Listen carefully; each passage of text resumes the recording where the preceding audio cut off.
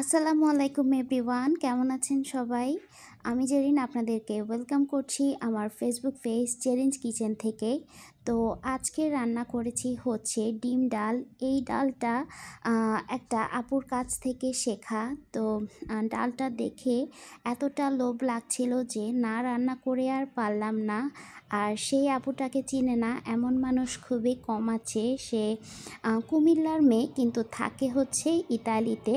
তো আপুটার নাম হচ্ছে ইতি আমার জানা মতে। তো এই তো আমি আমার ছবির পাশে আপুটাকে দেখিয়ে দিলাম। তো এই আপুটার ডালটা আমি রান্না করেছি। তো আপু জানি না আপু দেখবে কি না। তো এই তো ডাল রান্নার জন্য আমি এখানে নিয়েছি হচ্ছে মসুরের ডাল আর নিয়েছি মুগ ডাল। একটা মজার ব্যাপার হচ্ছে আপুর কাছে ছিল না মসুরের ডাল আর আমার কাছে নেই বুটের ডাল। আপু সেখানে বুটের ডাল ব্যবহার করেছিল। তো ডালগুলোকে আমি ধুয়ে নিয়েছি, ধুয়ে পরিষ্কার করে পানি দিয়ে দিয়েছি। তারপর এখানে পেঁয়াজ কুচি দিয়েছি একটু করে রসুন বাটা। তো তারপর এখানে পরিমাণ মতো লবণ দিয়ে দিয়েছি। তো লবণ দিয়ে দেওয়ার পর দিয়ে দিচ্ছি হাফ চামচের মতো হলুদ গুঁড়ো। তো সব কিছু দিয়ে ভালো করে নেড়ে তারপর চুলাটাকে অন করে ডালটা বলক ওঠা পর্যন্ত অপেক্ষা করব। এই তো দেখুন ডালটা খুব সুন্দরভাবে গলে গিয়েছে। আর ডালটা একদমই বলক উঠে গিয়েছে। তো এ পর্যায়ে আমি এখানে দিয়ে দিচ্ছি হচ্ছে টমেটো আর দিয়ে দিচ্ছি দুটো কাঁচামরিচ।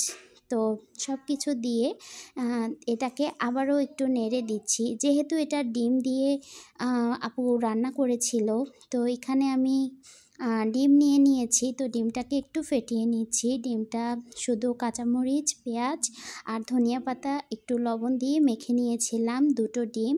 তো আপনারা আপনাদের পরিমাণ অনুসারে ডিমটা বাড়িয়ে কমিয়ে নিতে পারেন। তো ডিমটা ভেজে নিচ্ছিলাম। তো এই তো ডিমটাকে ভালো করে ছড়িয়ে দেওয়ার পর দেখুন মাশাআল্লাহ ডিমটা উল্টে নিয়েছি।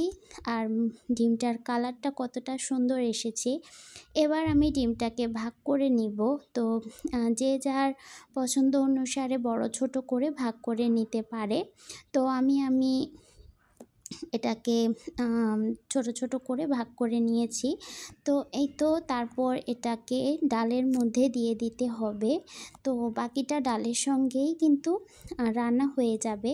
তো এই তো ডিমটা দিয়ে দেওয়ার পর ডালটাকে আরেকবার নেড়ে নিচ্ছিলাম। তো এই তো একবার বলক উঠিয়ে নিলেই কিন্তু হয়ে যাবে।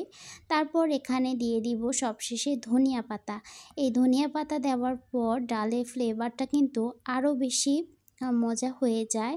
তো এই তো সবশেষে ডালটাকে আরেকবার নেড়ে দিলাম।